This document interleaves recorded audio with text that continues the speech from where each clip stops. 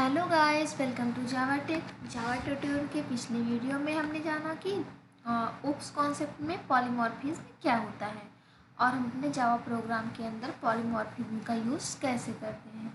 तो दोस्तों, आज के वीडियो में हम जानेंगे उप्स कॉन्सेप्ट का अगला फीचर्स जो है इनकैप्सुलेशन। इस वीडियो में जानेंगे कि इनकैप्सुलेशन जावा में क्या होता है और इनकैप्सुलेशन के रूल्स के बारे में और थोड़े बहुत उसके एडवांटेज के बारे में भी आज की वीडियो में हम डिस्कस करेंगे। तो चलिए दोस्तों, शुरू करते हैं आज का video. Encapsulation, hiding your data and binding your data in a single unit, that is called encapsulation. तो दोस्तों, हम अपने जो जो हमारा डाटा होता है उसको जो है एक सिंगल यूनिट में बाइंड करते हैं या फिर रैप करते हैं, या फिर ये भी कहा जा सकता है कि उसको हम जो अपने डाटा को एक यूनिट में जोड़ते हैं, तो उस प्रोसेस को हम क्या कहते हैं, इनकैप्सुलेशन कहते हैं। मतलब hiding your data and binding your data in a single unit, that is called encapsulation. Second point इसका है, encapsulation is also known as a data hiding. तो दोस्तों, इनकैप्सुलेशन को हम जो है डाटा हाइडिंग के नाम से भी जानते हैं, यानी कि डाटा हाइडिंग के नाम से भी हम इनकैप्सुलेशन को जानते हैं। इसका थर्ड पॉइंट है, it is also known as reusable software, यानी कि हम इनकैप्सुलेशन को जो है रीयूजेबल सॉफ्टवेयर के नाम से भी जानते हैं।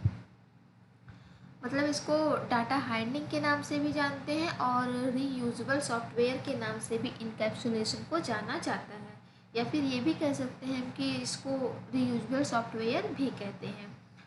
और नेक्स्ट पॉइंट इसका जो है वो है, encapsulation class content following rules. जो हमारा इनकैप्सुलेशन क्लास होता है वो कुछ रूल्स को फॉलो करता है दोस्तों। तो चलिए देख लेते हैं वो कौन कौन से रूल्स हैं जो हमारा इनकैप्सुलेशन क्लास जिसको फॉलो करता है।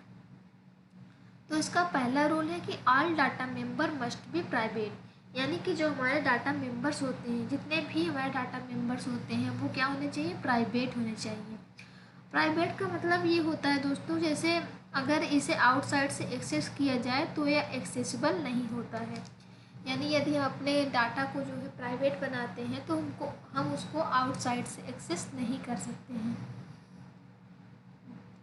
नंबर 2, इसका सेकेंड पॉइंट है, for a starter we have to create two public type of setter getter method.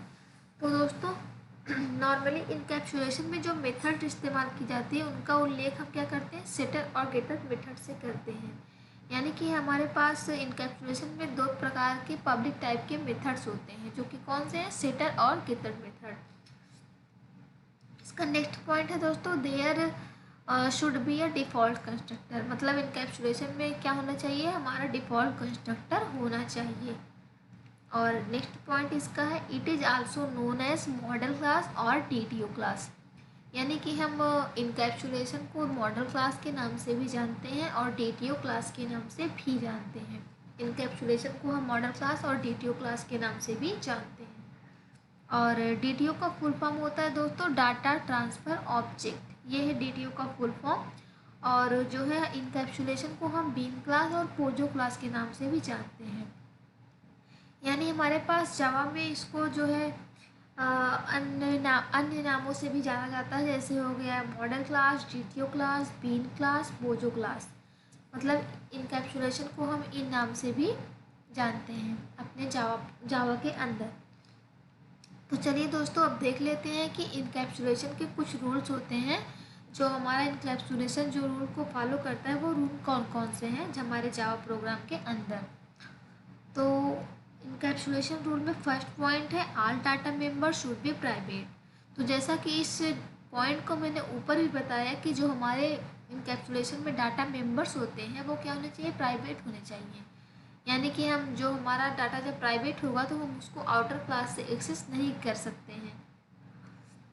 और नेक्स्ट पॉइंट इसका है, for each data member we need to create two public type of method, यानी कि जो हमारे प्रत्येक data members होते हैं उन्हें हम क्रिएट करते हैं पब्लिक टाइप के मेथड से, जो कि कौन से हैं इनकैप्सुलेशन में, शटर और गेटर। तो हमारा थर्ड और फोर्थ पॉइंट यही है शटर और गिटहब मेथड हम अपने इनकैप्सुलेशन में यूज करते हैं, जो कि क्या है, एक पब्लिक टाइप के मेथड है। और नेक्स्ट पॉइंट इसका है constructor should be a default. और दोस्तों जो हमारा कंस्ट्रक्टर होता है वो डिफ़ॉल्ट होना चाहिए। इनकैप्सुलेशन के रूल को फॉलो यही सब चीज़ें करती हैं। तो ये 5 रूल्स हैं हमारे इनकैप्सुलेशन के, जो हमारा इनकैप्सुलेशन फॉलो करता है। तो चलिए आज थोड़ा चर्चा कर लेते हैं इनकैप्सुलेशन के एडवांटेज के बारे में, यानी कि इनकैप्सुलेशन के एडवांटेज क्या हैं हमारे जावा के अंदर। तो दोस्तों इनकैप्सुलेशन का कोड फ्लेक्सिबल होता है, बिकॉज रिक्वायरमेंट के हिसाब से कोड को चेंज किया जा सकता है। यानी जो हमारे इनकैप्सुलेशन का कोड होता है वो फ्लेक्सिबल होता है, और हम अपने रिक्वायरमेंट, अपने मतलब ज़रूरत के हिसाब से कोड को चेंज कर सकते हैं। जैसे हमें ज़रूरत हुई तो हम अपने कोड को चेंज भी कर सकते हैं। ये हमारा इनकैप्सुलेशन का एडवांटेज हुआ। और दूसरा एडवांटेज इसका ये है कि इनकैप्सुलेशन में डाटा की एक्सेसिबिलिटी को कंट्रोल किया जा सकता है। यानी दूसरा एडवांटेज इनकैप्सुलेशन में क्या होता है, एक्सेसिबिलिटी को कंट्रोल, डाटा की एक्सेसिबिलिटी को कंट्रोल किया जा सकता है हमारे इनकैप्सुलेशन में। और इसका अगला एडवांटेज जो है वो है दोस्तों, इनकैप्सुलेशन में कोड की मेंटेनेबिलिटी और रीयूजबिलिटी बढ़ाई जा सकती है। तो ये हमारे कुछ एडवांटेज है इनकैप्सुलेशन के।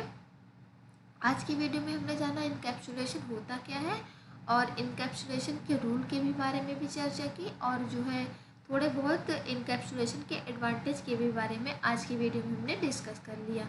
तो दोस्तों उम्मीद करते हैं कि आज की वीडियो आपको समझ में आ गई होगी। और इनकैप्सुलेशन का नोट्स यदि आप लोगों को चाहिए तो आप हमारे ब्लॉग को विजिट कर सकते हैं। वहाँ पर मैंने ब्रीफली में इनकैप्सुलेशन को जो है मेंशन कर रखा है। तो आज की वीडियो में दोस्तों बस इतना ही, मिलते हैं अगले वीडियो में। धन्यवाद।